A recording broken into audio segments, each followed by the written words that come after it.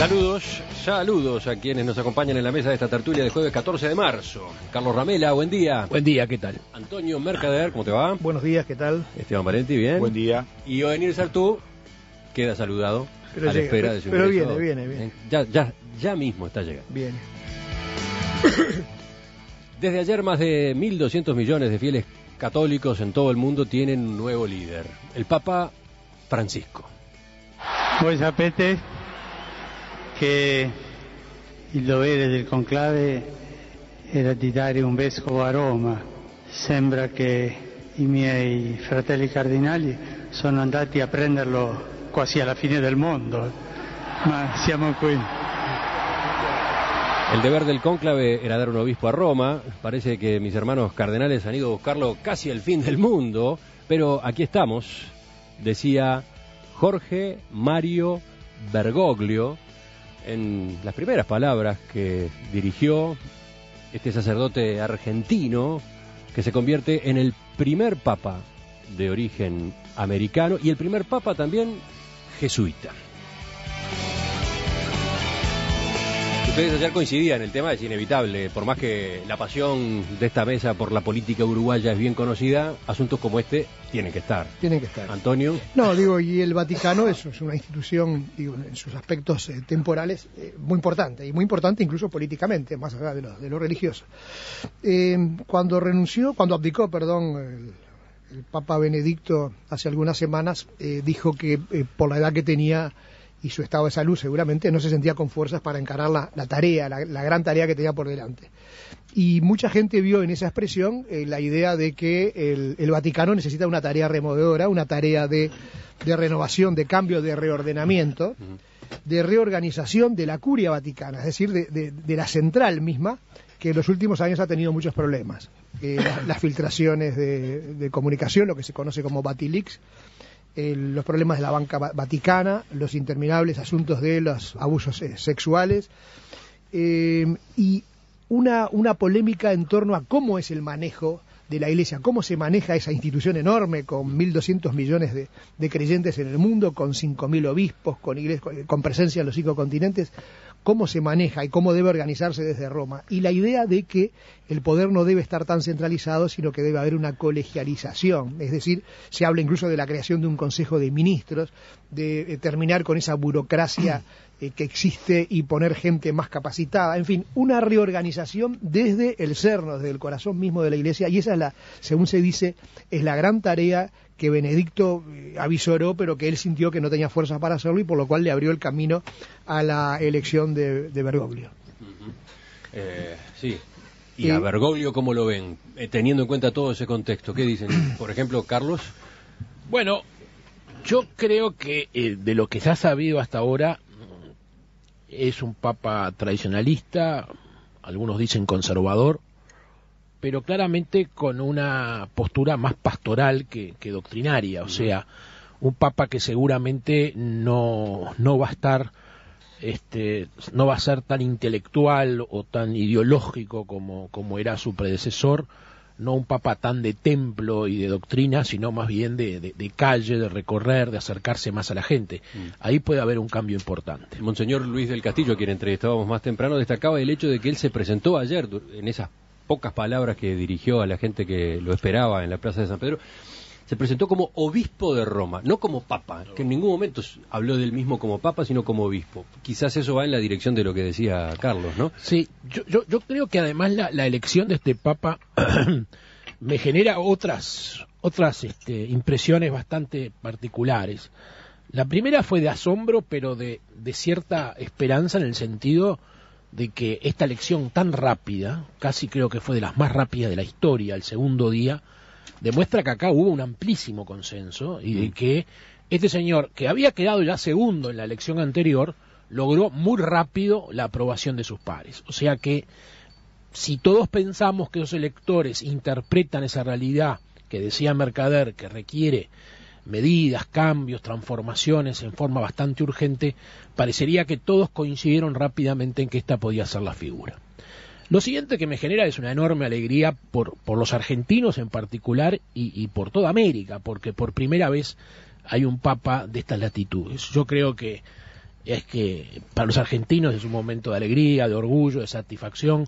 Es tremendo ver ayer en la televisión la alegría que se transmitía por las calles de Buenos Aires, cómo la gente festejaba. Carlos, hay como un rebrote nacionalista, de argentinidad, que me parece hasta un poco excesivo, bueno, ¿no? A eso me iba a referir después, ¿no? En el sentido de que lo primero es el orgullo, la satisfacción, la alegría. Es justo que así sea y es razonable que así sea.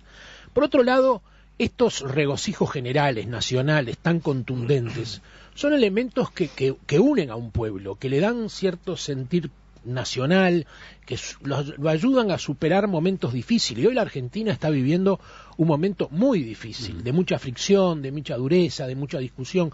Y este episodio puede ser un hecho que potencie en ese sentido cambios importantes. Y con referencia a lo que decía Mercader, es también lindo y saludable que el público argentino, quizás recurriendo a algún exceso que comete siempre en el terreno nacionalista, pero salte de alegría por un personaje de estas características y demuestre que está abrazando un estereotipo de esta naturaleza y que no los referentes sean siempre los Tinelli o los Maradona. O sea, es mucho más saludable ver ayer a chicos de 15 años cantando en la plaza Argentina es Dios y el Papa es nuestro, que sentirlos abrazar a Maradona y festejar la primera mano de Dios. Ojalá que esta segunda mano de Dios, como dijo el diario inglés, sea en otro sentido. En ese sentido, a mí me resulta muy gratificante y muy alegre, y saludo a los hermanos argentinos, y me alegro por ello, y que lo disfruten, y que a partir de este Papa encuentren motivos de coincidencia y de unidad más sólidos y más firmes de los que han encontrado en otra oportunidad. Yo lo miro con mucho respeto porque cuando hay 1.200 millones de seres humanos que profesan una fe, lo primero que hay que tener es un gran respeto. Segundo, yo fui católico, no lo soy, pero sigo con mucha atención esos temas porque tienen mucho que ver con la civilización actual y con la historia de la civilización. Y debo decir que en el caso de la designación de este Papa tengo sentidos contradictorios. Primero, no soy, fuera de lo que uno ha leído en los últimos días, o ayer, que fue una inmersión en los temas de la Iglesia, no es que uno conozca como para opinar con propiedad sobre las direcciones. Sí tengo alguna información general en cuanto a que, contradictorio porque es notorio que es un hombre que dijo algunas cosas. No creo que haya hecho porque el que lo excluyó como cómplice de la dictadura argentina fue Pérez Esquivel, que a mí me ofrece una absoluta, una actitud, muy respetada, etcétera. Pero dijo algunas cosas que están escritas sobre la dictadura argentina, que la verdad que si no las hubiera dicho hubiera sido mucho mejor para el pueblo argentino y para Bergoglio. Ahora, volviendo a la realidad actual, digamos que hay mucha gente que va a juzgar o juzga el papado en el plano de la comparación con otros papas reformistas. Es inevitable, no es cierto que la Iglesia Católica siempre fue una iglesia absolutamente conservadora. Uno de los más grandes removedores de ideas del siglo pasado fue Juan XXIII. Este Papa puede ser, que yo conocí donde nació la Comunidad Sotilmonte, que hicimos un evento con unos amigos míos de Bérgamo, del centenario de su nacimiento. Yo quiero decir esto. No podía haber una elección de un papa progresista en el sentido de las ideas, de la remoción. Lo que dice Mercader es así, tienen unos problemas internos impresionantes. Pero lo que la gente se espera, porque eso es el aparato, pero en la fe lo que la gente se espera es una parte importante del mundo católico, en particular el mundo católico de América Latina, que es el más grande de todos. Es casi el 40 y pico % de... Casi la mitad. Casi la mitad. Por lo tanto, correspondía que hubiera un papa... a pesar de que no está representado de la misma manera en el purpurado. Pero quiero decir esto, no puede haber un papa progresista, porque el filtro lo hizo ya Juan Pablo II. Desde el pontificado de Juan Pablo II, todo lo que llegaba al purpurado, hay que saber que los cardenales lo designa directamente el Papa, fue un filtro absolutamente que impedía que hubiera ni siquiera una corriente tímida de progresismo. Y si ustedes ven los favoritos, lo más novedoso es que pudiera haber sido africano, pero el brasilero es un hombre muy resistido incluso en la iglesia brasilera. Bueno, entonces dejemos de lado a los favoritos, ¿no? Porque francamente aquí en este programa evitamos a lo largo de estas semanas incurrir en el análisis de los pronósticos.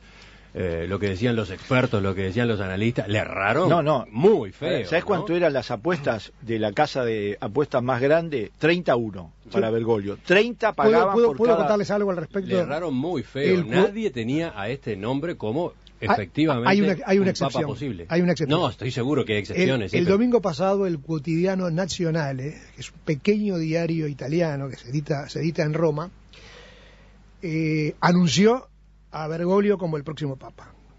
Lo destaca mucho la prensa italiana hoy. Dijo que como venían en las reuniones previas ya de cardenales, venía muy fuerte, no el enfrentamiento, sino un estado como de cierta tensión entre lo que llamaban el grupo italiano, que postulaba a Scola, que era el gran favorito italiano, y Schroeder, el de Brasil, que representaba a América, y particularmente a América Latina. El brasilero Scherer.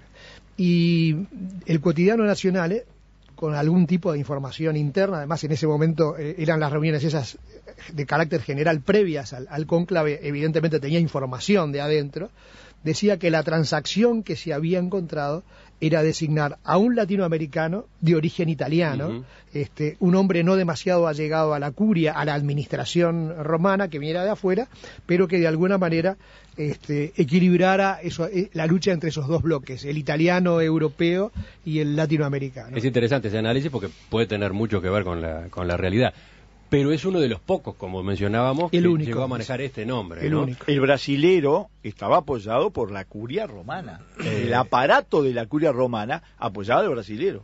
Sí, un dato interesante a agregar. La propia Radio Vaticana, cuando llegó ayer el momento de dar la noticia, no tenía preparados los antecedentes de Bergoglio. Eso es impresionante.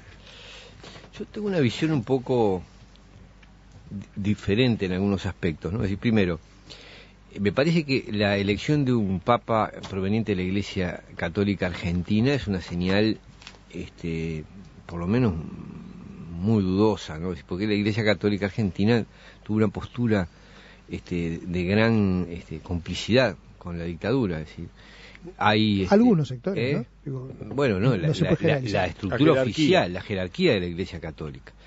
Y este hombre ha estado en ese lugar.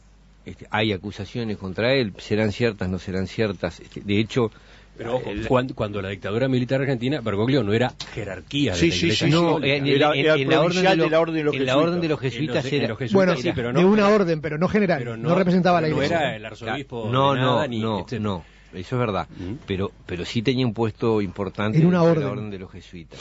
Y aparentemente, bueno, hay acusaciones de dos personas contra él, podrán ser ciertas, no ser ciertas, otros desmentirán.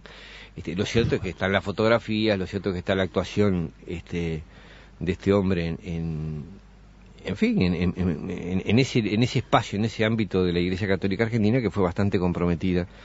Me parece que independientemente de él, como señal, me parece que de las iglesias católicas latinoamericanas no es la más feliz elegir a la Argentina, no es la que tuvo el rol más digno, si se quiere, ¿no? O más limpio. Creo que eso tiene que ver también, que me disculpen, pero tiene mucho que ver con el estado actual de la Iglesia. Yo no soy creyente, no soy católico, ni siquiera soy creyente, es decir, analizo esto como puedo analizar cualquier otra institución o cualquier otro hecho internacional, porque, vamos a entendernos, uno no se está metiendo solo adentro de una iglesia, se está metiendo dentro, se está criticando un Estado, un país, es decir, una estructura política. Con una gran influencia más allá de su tamaño. Ahí está. Entonces, no es solamente un Estado que es un Estado teocrático, un Estado absolutamente no democrático, es decir, es uno de los estados más autoritarios y menos democráticos que existen en el mundo.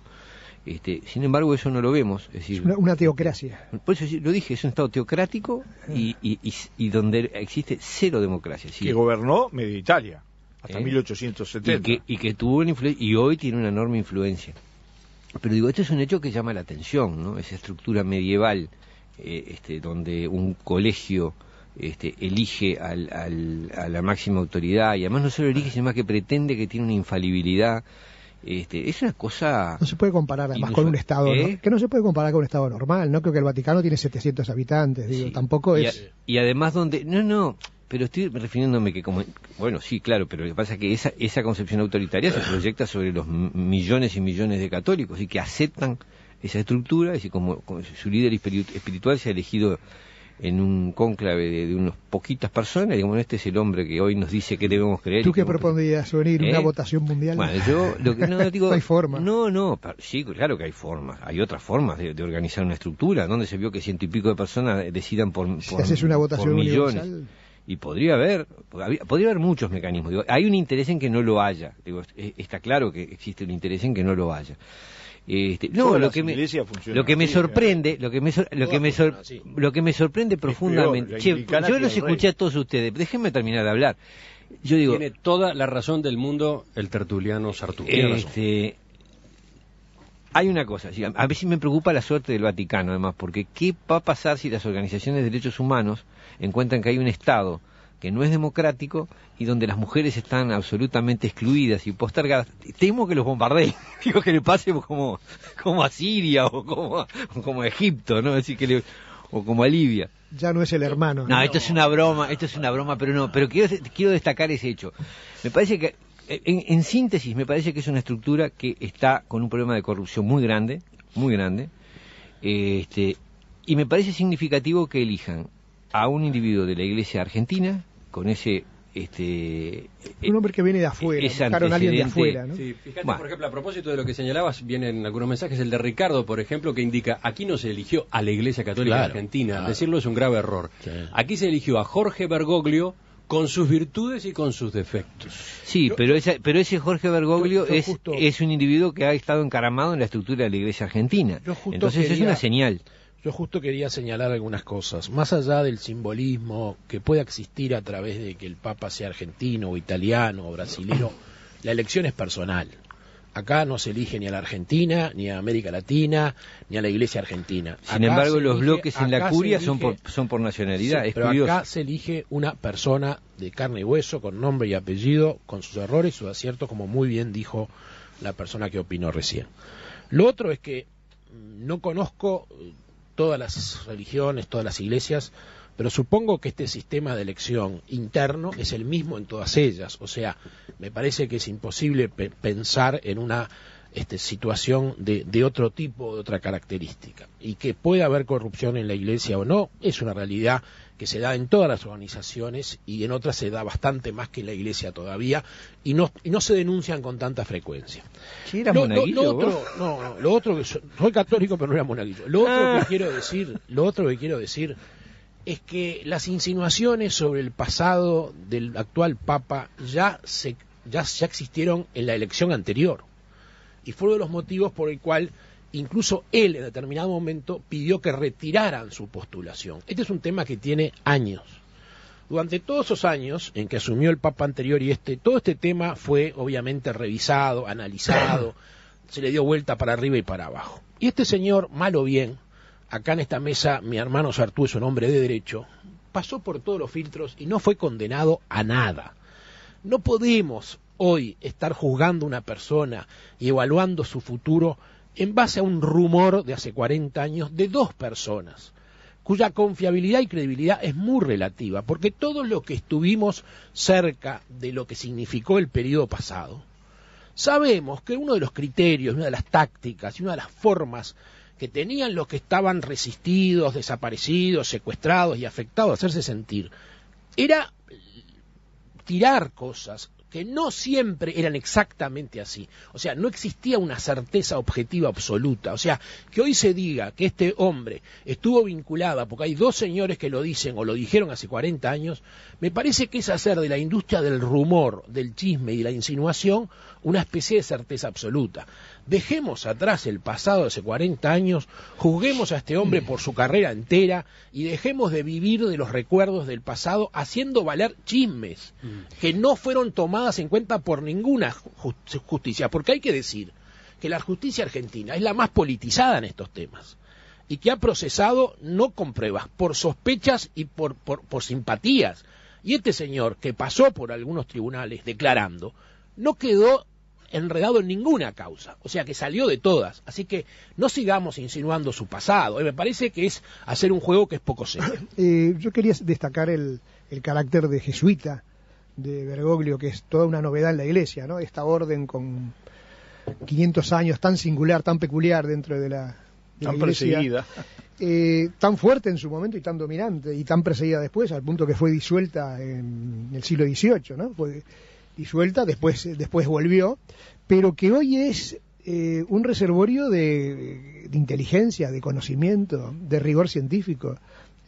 Lo ha sido siempre, pero hoy más que nunca hay 200 universidades, algunas de las mejores universidades del mundo, de las que figuran entre las primeras 20 o 30 en el ranking mundial, son jesuíticas, y eso quiere decir algo también, que por primera vez un jesuita, representante de esta compañía de Jesús, que con tanta personalidad marcó un tiempo en la Iglesia y que se caracterizó además por esa especial dedicación a la ciencia. Recordemos, Bergoglio es un químico, ¿no? Tiene origen científico, y los jesuitas han siempre estado a la cabeza en materia de, darle a la Iglesia ese toque de racionalidad, de búsqueda del rigor intelectual, de búsqueda de la razón. Me parece una señal muy importante también para la Iglesia en momentos en que hay que discutir cuestiones de fondo, más allá de la estructura interna. Y yo me pregunto si este Papa Bergoglio no estará llamado a convocar a un nuevo concilio vaticano. Ese es el gran desafío que tiene, si puede haber un nuevo concilio donde la Iglesia se revise a sí misma y haga cambios importantes. Algunos analistas lo presentan como el nuevo Roncalli, ¿no? Roncalli. O sea, el nuevo debut, Juan XXIII. Su debut indicó algo de eso, ¿no? La sencillez, la austeridad. Tiene un estilo parecido. Tiene un estilo muy parecido. Yo sigo teniendo una visión contradictoria y me parece que lo que decía el oyente es así, fue asumido con sus defectos y sus virtudes, pero eso también implica analizarla en su complejidad. Si es por los jesuitas, es el primer papa blanco, porque al general de los jesuitas se le llama en la interna de la Iglesia el Papa Negro. Blancos somos otros. Y tuvieron efectivamente un peso y un papel en la Iglesia muy, muy contradictorio y muy lleno de tensiones. Él no fue elegido por jesuita, lo dijeron muy bien los jesuitas uruguayos, ¿no? Sí, él fue elegido por el papel que jugó en la diócesis de Buenos Aires, en la Argentina, como cardenal de la Argentina. Ahora, no es solo las acusaciones que yo dije, Pérez Esquivel lo excluyó totalmente y para mí es una palabra autorizada. Es lo que dijo, hay frases de él sobre el tema de la dictadura argentina muy, muy complejas. Pero yo creo que hay algunas señales que yo creo que 1.200 millones de seres humanos se merecen, necesitan, en un mundo que va hacia el descreimiento en tantas cosas, que no sea el mensaje de la conservación total, que no sea el mensaje de las fortalezas contra otra fortaleza, que sea un mensaje de apertura. A mí lo único, hay una cosa que me llamó la atención y que me interesa seguir, el nombre que eligió. Francisco es el más maravilloso santo de la Iglesia Católica, en todo sentido. ¿Cuál, San Francisco de Asís o San Francisco Javier? Sí, no, San Francisco de Asís. ¿De cuál de los dos es? Él lo eligió por San Francisco de Asís y así lo dicen todos los organismos del Vaticano. Los colaboradores de él en Argentina dicen que es un admirador de San Francisco de Asís. Bueno, qué curioso, que un hombre de la Compañía de Jesús de San Ignacio de Loyola sea un admirador de una orden que en muchos aspectos se ha enfrentado a los jesuitas que los franciscanos, ¿no? Pero al otro Francisco. A San Francisco Javier, uno de los precursores de la Compañía de Jesús. Claro, que era posible, perdóname Esteban, era posible también porque los jesuitas tienen una gran tradición en materia de evangelización. Han sido los grandes misioneros en la frontera, siempre. Ahí está, siempre la frontera. Pero yo quiero decir que por lo que he leído, lo eligió por San Francisco de Asís. Y es una de las cosas que yo más he leído de los personajes de la Iglesia. El Poverello, como le llamaban, es un hombre, además, que expresó muchos siglos después el origen del nacimiento de la Iglesia, de una Iglesia que nació de gente pobre, de gente humilde, de pescadores que ocuparon el sitio de Pedro, pero además un hombre con un gran sentido de medio ambiente, de protección de la naturaleza. Y de austeridad. Entonces, y de humildad. Ojalá, uno de los grandes cambios de la Iglesia es que cada una de las sotanas y ropas que usaban los cardenales costaba 20.000 euros, ¿no? Y la verdad que en un mundo como el actual, una Iglesia que pregona la fraternidad, por lo que dijo el Papa, es difícil desde la altura de la riqueza, la pompa y el oro, pregonar la fraternidad entre los pueblos. En ese sentido hay gestos de la historia estoy de acuerdo Bergoglio con eso. que Estoy de acuerdo con lo que dice. Que lo presentan de manera muy auspiciosa, si Sí. te detenés en ese aspecto. Cuando lo nombraron cardenal, él rechazó la posibilidad que tenía de que se le hicieran comprarse ropas nuevas y utilizó las de un cardenal argentino fallecido, arregladas y punto, ¿no? No, y vive en un apartamentito. Un hombre muy frugal, muy frugal. Eso es porque viste que es muy fácil pregonar la pobreza hasta que llegás al trono, ¿no?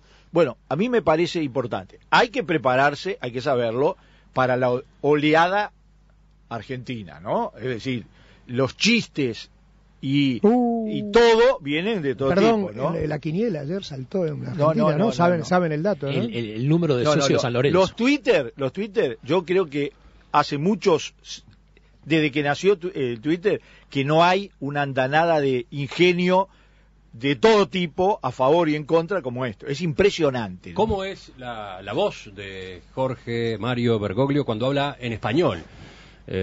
¿Cómo era cuando, como cardenal Bergoglio, se metía en los debates políticos y sociales de la República Argentina? Vale la pena en todo caso escuchar algún ejemplo.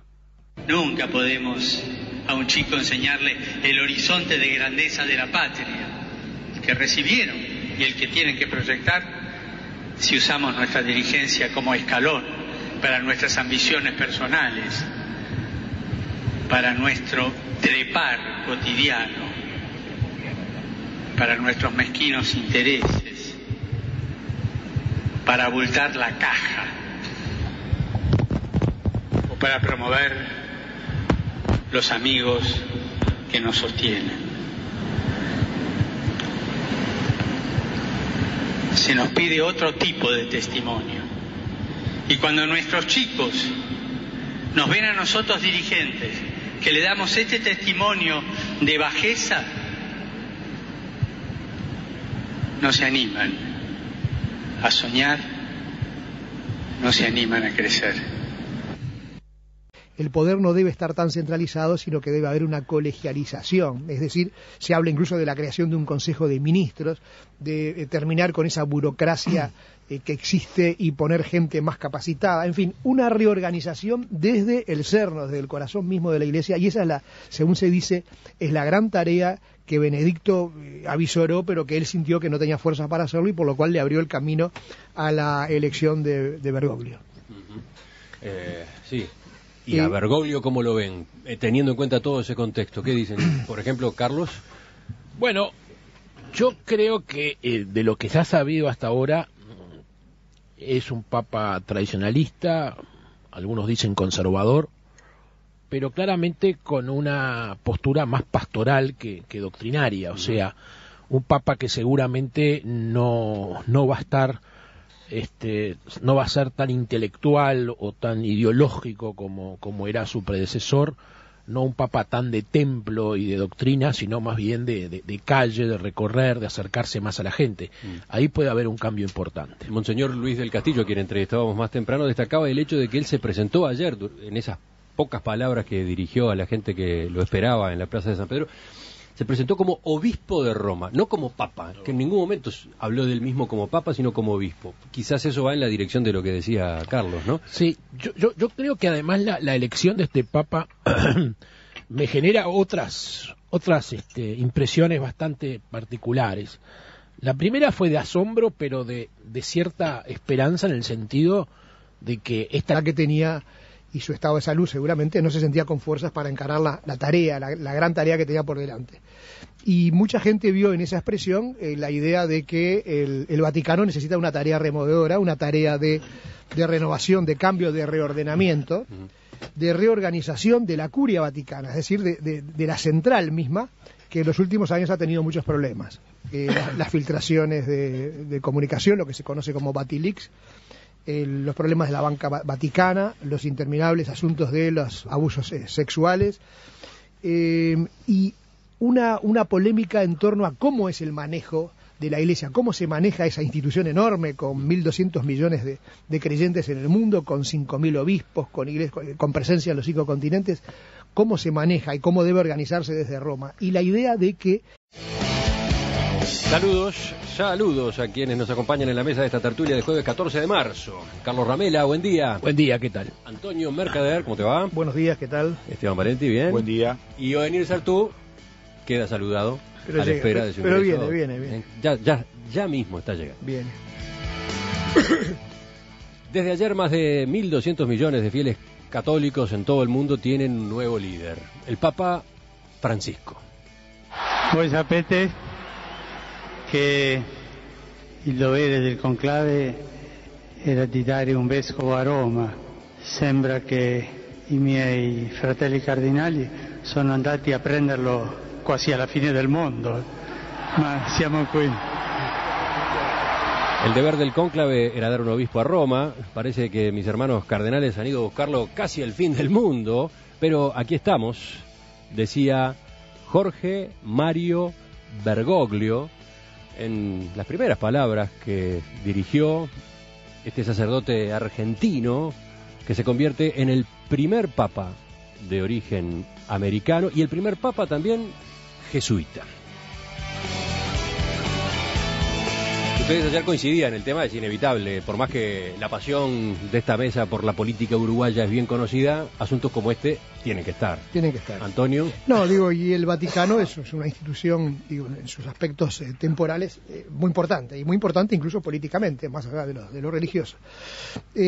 Cuando abdicó, el Papa Benedicto hace algunas semanas, dijo que por la edad